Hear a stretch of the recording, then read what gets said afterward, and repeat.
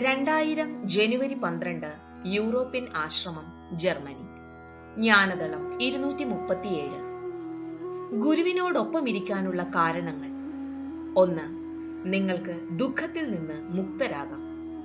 2. നിങ്ങളുടെ ആഗ്രഹങ്ങൾ പൂർത്തീകരിക്കണമെന്ന് നിങ്ങൾക്കുണ്ട്.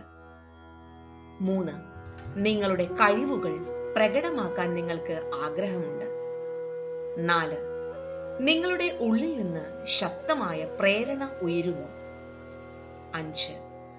മറ്റെല്ലാം ഇരുണ്ടതും വിരസവുമായി അനുഭവപ്പെടുന്നു. 6. നിങ്ങൾക്ക് വികാസം പ്രാപിച്ച് ആത്മസാക്ഷാത്കാരം ലഭിക്കണം. ഉന്നതമായ ജ്ഞാനം ലഭിക്കണം. 7. ഗുരുവുമായി പങ്കിടുന്ന ഒരു ദർശനമോ ലക്ഷ്യമോ നിങ്ങൾക്കുണ്ട്. നിങ്ങൾ ഗുരുവിനെ ദീർഘദർശിയോ പ്രവാചകനോ ആയാണ് നിങ്ങൾ കാണുന്നത്. 8. സേവിക്കാൻ വേണ്ടി മാത്രമാണ് നിങ്ങൾ ഉള്ളത്. 9. നിങ്ങൾ ഗുരുവിൻ്റെതായത് കൊണ്ടാണ് ഗുരുവിൻ്റെ ഒപ്പമുള്ളത്. ജയ് ഗുരുദേവ്.